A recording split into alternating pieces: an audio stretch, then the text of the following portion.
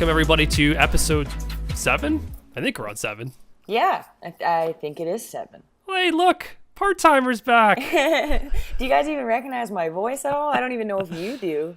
Oh, it's been a long 2 weeks, hasn't it? It has been. Yeah. It's been a month, no. It feels like it's been longer than 2 weeks. Either way, you've been busy. At least one of us has been busy. You're at actually least I show my face. Yeah. You know? Yeah. Well, at least we're representing. So yeah, you were at opening weekend, which oddly seems so long ago when you actually look at the schedule now, but was only about 10 days ago or so? Yeah. It feels a lot longer than it was at this point. But it was great. I'm so happy that I went, and I'm going to, be going to tournaments throughout the summer, and I'm really happy about it. I had a great time. You gotta think, we're at episode 7, and it was 20, or it's like 25 out now. Oh yeah, at least. Like, it's been so hot here the last couple days, or probably over the last week and a half. And like episode 4 was like there was still snow on the ground. Yeah, I remember we were talking about it, and I looked out my balcony, and it was a full-on blizzard. So here we are talking softball, and it's snowing, and now we're literally one episode into the season, and we're halfway done the year. Which is crazy.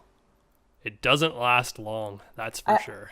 For like players that are really, really into softball, it sucks. Because you look at BC, and they're, able to play pretty close to all year round. And, here in Edmonton, or just in Alberta in general, you practice indoors for months, and then you get a couple months of decently nice weather, and your season just ends immediately, it feels like. It's not been great here we obviously know I'm in Ontario, but it's not been great here. Long weekend, it was +2. What? Yeah. It was on Saturday, all day Saturday, it was pretty well about the high was maybe +10. Wow, it could not have been more beautiful here. Yeah. And even like today too, it could not be more beautiful. Oh, today when we're recording, this is great. Yeah, it's like +25 today. But of course, when I wanted to go camping, it was +2, +7, raining all weekend. So yeah. But there's still other softball being played. Well, yeah, just because it's not nice out, you still play. I remember opening like our league, like most of the time when our league would start, the first couple weeks you were showing up with blankets hanging out on the bench so that people sitting didn't freeze to death, and the first couple of weeks were always such a slug.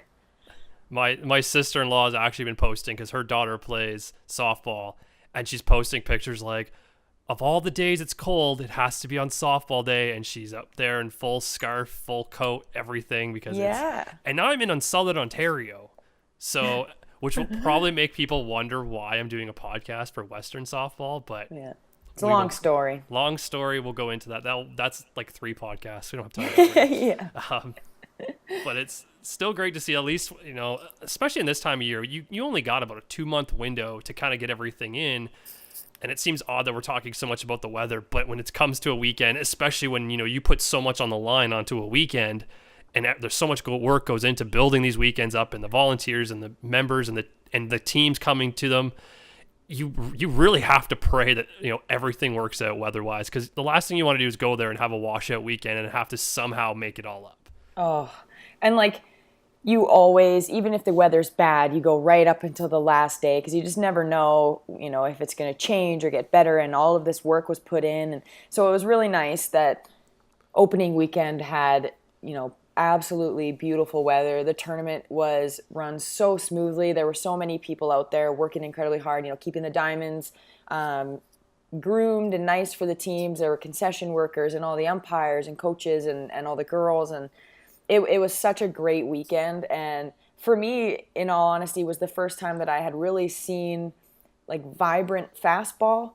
in a while. Like, and by vibrant, I mean like lots of girls and lots of teams and fans, and it was really exciting, and it was really refreshing for me personally to see how much it's grown and just how well that tournament was done, and I really loved it, and I'm really excited actually to go out to some more. It was also the biggest tournament that GPLS has ever had in terms of an opening weekend. Huge. there were so many teams and there were so many ages of girls. Like it was something else. It was really cool. I know there's 104 teams, but if I remember correctly, I think it was 70 teams were there and 170 games, I believe, is what I kind of wrote about. It's insane. And like, I loved watching. There were girls that were so little, like their ball pants were hanging off them because they're too small, and they're out there just working as hard as they can. And it was great. It was so great. Well, at least everyone's enjoyed it, and I hope they enjoyed it as much as I did. Must be nice to have a day off like that. So yes, it was. But let's also, while you were out there, you actually did put some work in. I did. Finally put you to work. It's about time. About time. You went and talked to, I think, a bunch of players, because one of the things we're going to try doing on this podcast is starting to feature the players, coaches, organizers, anybody in this league who makes up this league, so you kind of get a rounded view of, the people, and you start to learn who they are, and also for the girls, learning that skill of doing interviewing and that. So I guess you talked to a few. I did. I talked to like a decent amount of girls, and that's kind of the plan going forward, is that when I show up to these events, I personally get to know the girls a little bit, and then, we get to give you a little sneak preview of some of the girls playing, and like you said, give them an opportunity to be interviewed. It's a fun thing, and it is a skill moving forward, especially if they carry on to more elite levels of sport or ball. And I also think it's just really good to have any type of exposure on female sports, and us covering it and us getting to know the girls, I think is a step in the right direction. So that's basically what we did over the opening weekend. So let's get to the first one. Who we hearing from first? The first one that we're going to get to know a little bit is Randy Kusk, and she plays for Red Deer.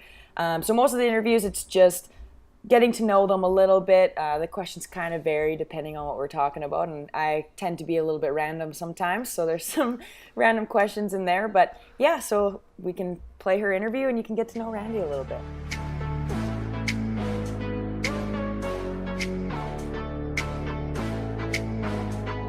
Randy Kusk. I play for Red Deer AG14A, and I pitch or play second base, or first. Oh, okay. Jack of all trades. So how long have you been playing softball, and why did you start?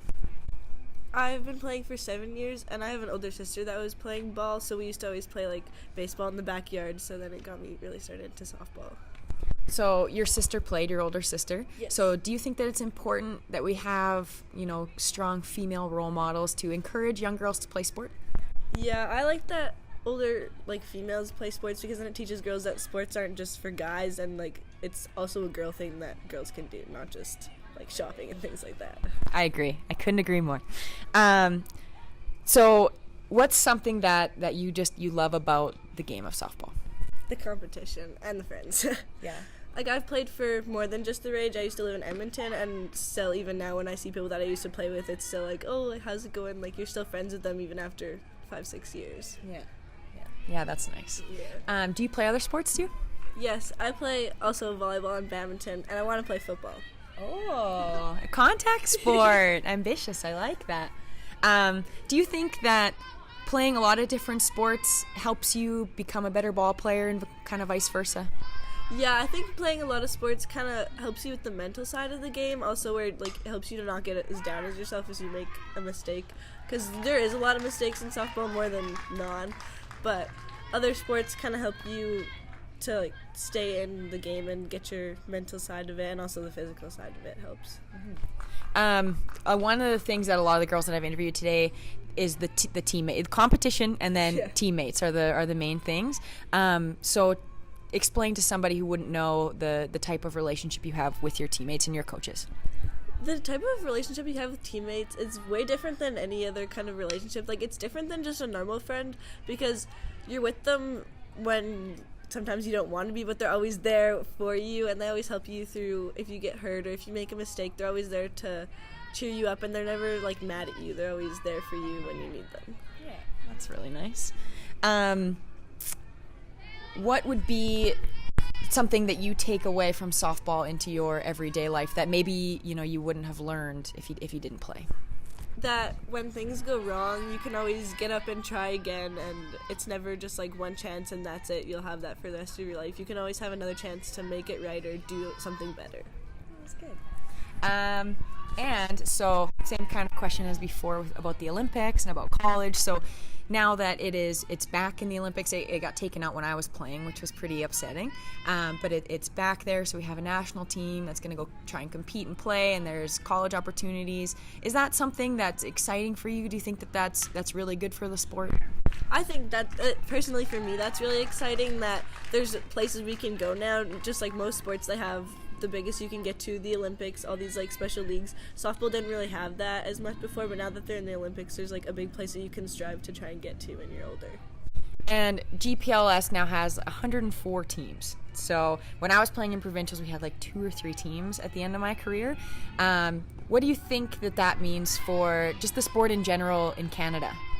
I think it's a really good thing because that means that it's constantly growing, getting more people to play the sport, which is good because then there's more people you can play against and more people that give you different things that you can learn from. If you were talking to a younger girl that wanted to play, or a younger version of yourself, say, what do you think you would tell that person or yourself about softball? It's great, honestly. It's just like when you play softball, your mind kind of gets clear from all other things that's going on, and you forget about anything that was worrying you or making you upset that day, and it's kind of, you're in the game, and that's the only thing that you're thinking about at the moment, which personally for me makes me really happy when I play it, and it's fun. So that was Randy Kusk from Red Deer. Now, before we get into talking about her interview, let's just rewind about how bad we are at numbering. I know. This is actually episode 6, not 7. We do have a legitimate reason, though. Yeah, we've already recorded this once, but we have to re-record again. Yeah. So technically for us, we weren't wrong, but yes, this is episode 6. All right. So now we got the housekeeping out of the way, because someone's going to listen to this and be like, wait a minute, did I miss? It's like that thing where, when you have, like, if you want to play a joke on someone, like, say, like, there's 4 sheep running around, but only have 3, but number them 4. It's kind of like that. It's kind of like that. Anyway, let's get back to Randy. I think one of the big themes I think we're going to feel from any interview we have from anybody is going to be that camaraderie, that the friendship and the bond, and that's like that in every sport, but I think that's going to be an overwhelming theme of every interview we ever have with a player. I think almost every girl that I talked to, that was, if not the number one reason why they love playing softball, it was right up there. Every time I asked, what do you love about the sport? What do you love about playing? And almost always the answer was, I love my teammates. I love, cheering for each other and having people have my back when I'm down and bring people up. And it was like you said, like an overwhelming theme. But that's what it should be. If you're not having fun with your teammates and you're not enjoying the process, then what's the point, right? As much as, you've touched on the fact that I'm quite competitive and I am, and I love to win. The things that I remember from my athletic career are my teammates and the memories that we made at those tournaments and at those competitions. So that is the most important. Well, especially at a younger age too, because if you lose them early because they're not making friends and they don't want to go play with their friends, you're gonna lose them as athletes. Period. Absolutely. I really personally believe that if you lose them at a younger age because they're not having fun and they're not enjoying the experience of the game, not just the competitive side will come. There's tons of time to be competitive. There's a time and a place to be competitive. But if you lose them on the friendships, you've lost them for life. Absolutely. Like you never hear, well, no, I was going to say you never hear people like quitting strictly because they're losing, but that's not true. People do. But you definitely lose a lot more people, if they're not enjoying the time or getting along with their teammates. Like that's team camaraderie and chemistry is huge, and to have a winning team, you need that as well. So they do go hand in hand for sure. Yeah, that's why you keep coming back every week to talk. Our friendship is so great. Exactly. Every week it grows. Yeah. I also think that team camaraderie part of the girls getting together and cheering each other on and having each other's backs is really good for confidence and self-esteem. And I don't know if that's something that girls pick up on at that young age. I know I didn't. But when I look back, it's so good for, your confidence going forward in life and everything else.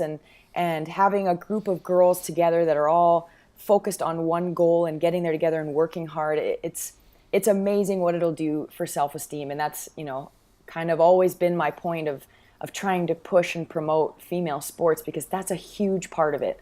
And the friendships are a massive chunk of where that self-esteem and confidence comes from. So I love that all of those girls, in one way or another, that was a huge reason as to why they play. It's also a reason why we're doing these interviews. And I remember from my coach or my journalism days and interviewing players, and I remember a coach at one of the colleges told me he made all of his players do interviews because it was part of building their confidence. It was actually something he sold players on when he was recruiting them, saying, you will talk to the media, you will take interviews, you will be in front of the camera, you will be in the newspaper, you will be on the radio, because it was letting them know, like, this is going to happen whether you want it to happen or not, and eventually you're going to talk to them, because public speaking is all about confidence. It's all about being able, and it's a lot of it's confidence. It's also trying to organize your thoughts to be confident that what you're saying actually makes sense.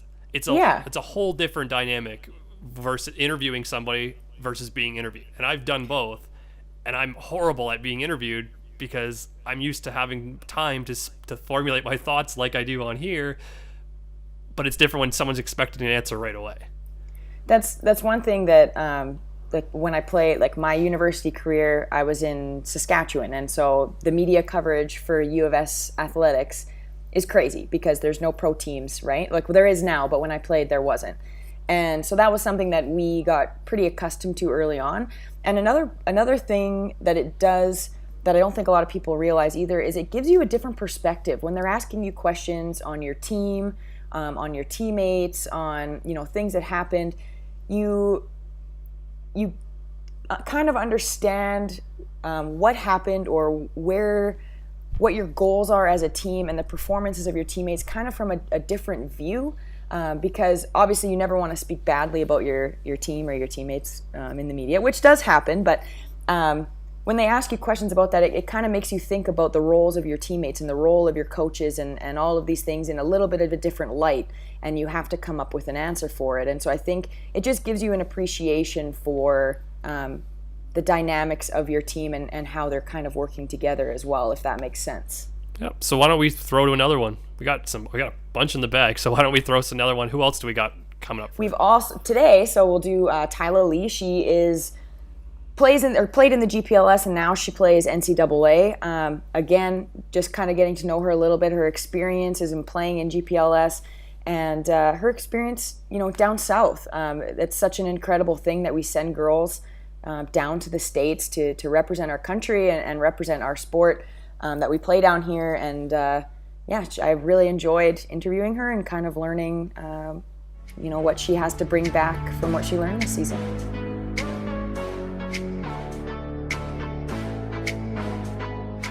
I'm Tyla Lee. I started GPLS in Red Deer, and then for the past 2 years I've played with the Lloydminster Liners, and then I went to school in Iowa Western. So it was your first year this year, right, at Iowa Western? Yes. So tell me a little bit about what it was like. Did it meet your expectations? All those different types of things. Yeah, it was a crazy experience. It was just so different. Like, the softball was, it didn't feel like a job, but it did. But it was still fun, and it was just crazy to, spend every moment with your team, because we stayed in dorms and stuff, so we just got super close with your team. It was just a whole new experience. It was so different from just playing with, on the diamonds here back home. Obviously, it's different, going from here where you have to basically wait for winter to be over to start playing ball, and then you go there and you get to play it all year round. How do you think that, ball here prepared you for the next step of your career? Well, definitely there's been a ton of, playing with, in the cold weather, playing in super hot, the weather here is crazy, so I was prepared for anything that came to me down in Iowa, but just playing every weekend, it is a short season up here, but you play so frequently that I think the coaches and everything, it just was super good. Prepared me well. What about like the level of coaching, level of competition? Like how did it compare, or like how did it prepare you again for your next step? Definitely like the big tournaments like Westerns and Nationals. That's the best competition we saw when we were down here or up here. That's probably what prepared me best for what I see down there. That's probably the most equivalent to what the teams we see, but there's always like that one or two teams in your province that like always get you in provincials. So I mean, the teams are it's different because most of the people that I've played with down there have played all year round for their whole lives, like Californians, Floridans, so going down there and only playing like 4 months out of the year, it's definitely different, but I was still quite prepared, so that's good. I feel like that kind of says a lot about just the athletes and the coaching and things down here. If you're only getting 4 months really of full-on ball training and you're able to compete and play at the level with girls that play all year round, like it's pretty crazy. That's pretty good. Yeah. We had talked before about how it seemed like in like the late 2000s or like mid 2000s, I guess, like 2008 to 2010-ish, the sport seemed like it was dying quite a bit. And like even when I played, like there were 2-3 teams at provincials, and then I come out to this tournament and there are just teams everywhere, and it looks like the sport is growing. What do you think about that, and what do you think about like GPLS for, you know, being able to create that type of environment? Well, I think definitely these past few years it's grown so much. Like there's so many more teams. Like coming back for this tournament, I did not expect to see this many teams out from like ton of teams from Edmonton, or even just like very, I don't know, different cities that I haven't really heard of in Alberta. But I think like GPLS has done a great job of like getting these teams together and because like you said, like there was 3 teams at provincials for like 2 of my years. I had like 3 teams and like 5 the next, and I remember in like U12 we had like 8 teams, so I thought it was dying too, but I think that it's going back up again. So what is it, like how long have you been playing, and what is it that you love about softball so much that you can now do it every day, you know, and college? I don't think a lot of people understand the commitment of what it is, that you are in the gym, you're on the diamond, you are doing something all the time, and it's a lot. So what is it about softball, or you know, that attracted you in the first place, or that kept you kind of with it? Well, I've been playing since I was like 8 years old, and you know, t-ball, all that stuff. I've always just loved to like play catch with like my sister or whatever, but I love like it's never stressful for me to go play softball on the diamond. Like it's just so fun, always fun. Like the people you meet, I enjoy it so much, and especially going down south to play, like you just meet so many new people, and it's just such a good experience. And like everywhere I've gone for softball has always been a positive experience, so I just want to keep doing it. One thing that I do, like as a female athlete, is I like to promote sport. A lot of it because of confidence and self-esteem. I just find that sports like fastball, like basketball, literally any team sport or any just sport in general, is really good for like young girls as a whole, to have people to look up to have morals, to have confidence, all of those different things that you get from sport. What are your thoughts on that, or you know, if you had advice for younger generations coming up in the sport? Well, definitely, like being a female athlete, you look down upon like a lot, but I think it's good, like you said, like it doesn't matter what sport. Like I've looked up to like female hockey players my whole life, and like it doesn't even just like, I'm not even motivated just for hockey when I like listen to them speak. I'm listening, like they just motivate you to do anything. And I mean, girls, they could be good at sports too, and we've shown that we are, and it's good to see everything. Like every sport I think has grown for females. Like I don't know, I think one of the things about that is a lot of people compare male and female sports, and when you kind of break it down, like they're not the same sports. They might have the same name, but the games are played completely different. And I think people are starting to appreciate female sports for what they are, and the differences that they bring to male sports. Yeah. And I think too, like, and this is going to kind of come out of left field, but the idea of so like the Wonder Woman movie came out, and like I'm a big superhero nerd, so I was super pumped about it, but I had no idea how like not inspiring, but like motivating, and how cool it was to see this like very powerful female on this movie screen that like I didn't really like the movie that much. I just liked the fact that, you know, there was this badass girl kicking ass. And I think that female athletes have that opportunity to do that for young girls, to be a presence on media, to be a, you know, in the eye of the public, and being able to motivate young girls. And I think that that's really great. And so I'm glad that, you know, that you're going to the States and you're doing that, and you're still being a part of this type of league to bring back what you've learned and grow the sport here. So do you have any kind of like not motivation, but ideas of bringing things back and giving them to the girls, like that you've learned over in the States at a different level, a different coach, different group of people, different country, you know, that you'd like to bring back and kind of show the young girls here? Well, I think definitely like going down south for any sport or going anywhere other than where you live is just an incredible experience for sport, especially like you meet such great people. It's incredible. Like they're your family. Like if you go down there for school, like you're going to meet the best friends like you're ever going to meet, and it's incredible. And the opportunities you get if you like play sports, like you get your schooling paid for, you get to like go places you've probably never gonna go, and it's just really cool. So I don't know, going down south was probably one of the best things I've done, and I've only been there for 1 year, so I mean, I don't know what's gonna come, but I'm guessing it's gonna be good. Well, thank you very much for being part of my little interview that you were forced into doing. I appreciate it. And good luck this weekend, and good luck with the rest of your school. Thank you very much.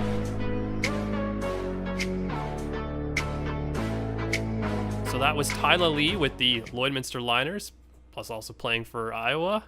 As we mentioned by her, it shows where you can go with this sport if you keep at it, and there's higher levels to play at, be it Olympics, university, colleges, wherever. Living proof that, you know, you can go somewhere in this game. It's also a good point to, or a good time to mention that all of these girls, especially the older ones, I don't know how much they realize the types of role models, or that they are role models for these younger girls.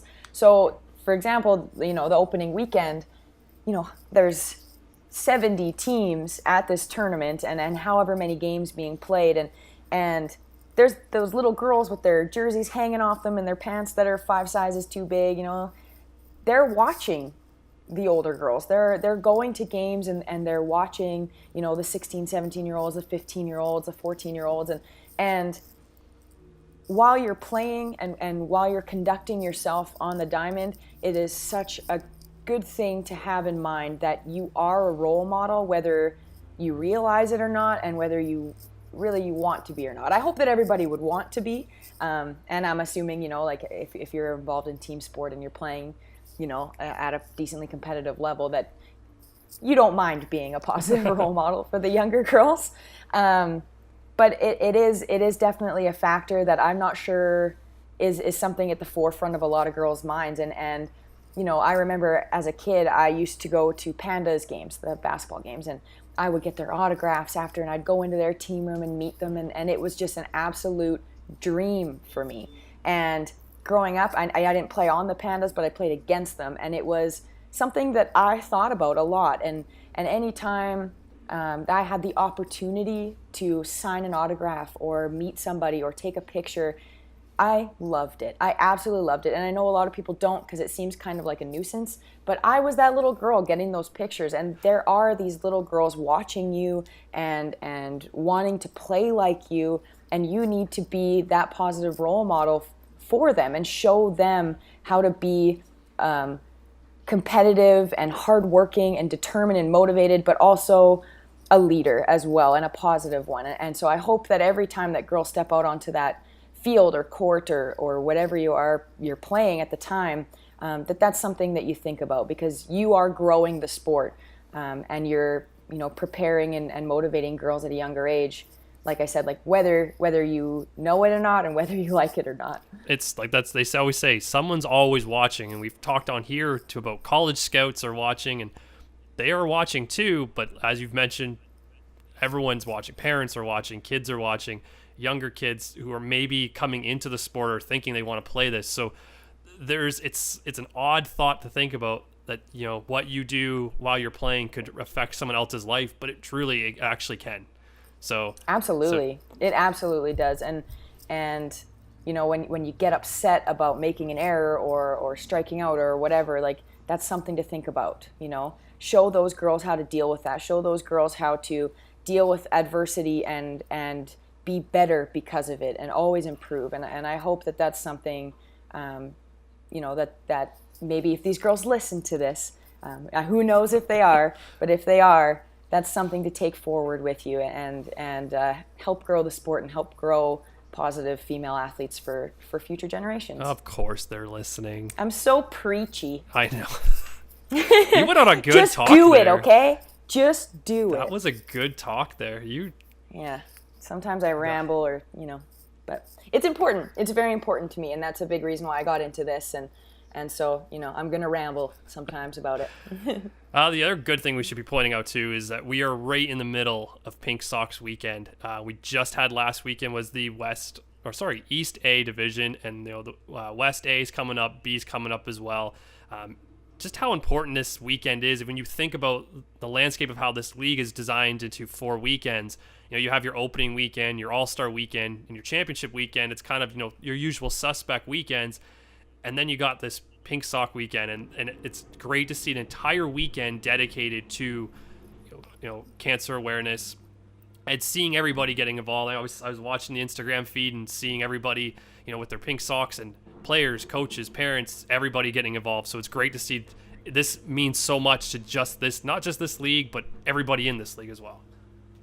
And outside of it as well, right? Like, I know most major leagues that I played in, or major leagues, you know, more elite leagues in different sports, they all have some sort of cancer awareness, breast cancer awareness, something like that. And when you have a platform to do those things, you should. And so I'm really happy that, you know, they decided to incorporate that into the summer, and hopefully that continues, and every year it grows. And it's a really important thing as athletes and coaches and umpires. That is something we're responsible for, is being a part of something bigger and doing good, not only for your community, as in like the softball community, but everybody is affected by cancer. Like, you know someone or know someone that knows someone, or you were affected, and it's a really big issue. And so I think that when you do have the opportunity and the platform to do something positive like that, you should. And so it's really great to see that they've become involved in that. So Lloydminster hosted the East A division last weekend. St. Albert's hosting West A division this weekend, and then the weekend after they're doing the B division. So go out and buy your pink socks. Everybody get involved, please. Teammate, hey, it's another thing with your team as well. That's the other great thing. It's everybody's getting involved to do it as a team. So still lots of softball still be played. Crazy the fact that some teams have already played half their season. Yeah. Oh, that's crazy. And we're literally one podcast into this, so. Yeah. I will also be around, taking photos, getting to know some of the girls out at the tournaments. So, you know, if you see me, I don't even know if you'll recognize me, but I'm the tall, lanky girl with the camera. I'll be walking around. Come say hi. I'd love to get to know, you know, anybody and everybody that I can while I'm out there. So come say hi if you see me. Your picture's right on top of the Facebook page everywhere else. I know, but, you know, who looks at that? I don't know. Also, make sure you subscribe to YouTube channel, because not only are you getting this podcast, which is, you know, let's be honest, a great thing, they're also live streaming games as well. They've done it from opening weekend, also Pink Sock Weekend. Of course, they're going to be streaming games throughout the playoffs. You know, All-Star games going to be streamed, championships, who knows what else. But a lot more content's going to be coming up on the YouTube page. So continue to subscribe to that. Instagram, Facebook, Twitter, everything. Just search GPLS on everything and you can find it. I think that's pretty much everything. Yeah, and you know what? I think it's great that they're streaming as well. Like, it might not be, you know, having commentary and all of these great things at this point, but it's a starting point, and that's huge. You know, hopefully it grows into something where it is a great feed to go and watch and see kind of where ball is at in the prairies. So tune in. Let's make it better every week, and that happens when people watch and people play. So maybe they can get us out there to do commentary. I would love that. I think we've had Any day at the ballpark for me, if that could be my job all the time, oh God, I'd be the happiest person. Have you ever? Oh, I think you've done color commentary or play-by-play. I have, yes. I did basketball and I loved it. Which one did you do? I did color commentary Okay. for the most part. I did play-by-play for volleyball just because I don't know volleyball as well, but basketball, I'm right in there analyzing and giving my 2 cents. I did play-by-play for a hockey game, and I will be the first to admit I threw my arms up in the air and was like, I don't know what I'm doing, because it's so fast and everything's happening. So maybe I could do softball. It is a little bit slower than hockey. Yeah, but it's much different. Hockey's hard. Hockey's super hard. I did a couple girls games, and it is tough. But with fastball, it would be quite a bit different because it's much slower, and you actually have some time to, gather your thoughts before things start happening. And I'm just going to throw this out there that I will not do color or play-by-play, so that will be you. Wow. I will be the color commentary. Well, just like every week where I lead off the show and close it out. It's fine. So You're the glue. You're the glue. there we go. So I guess we'll end on that note. So once again, thanks everyone for listening. Good luck this weekend for Pink Sox in St. Albert. Next weekend as well, and we'll be back for the true episode 7 in 2 weeks' time. Take care, everyone.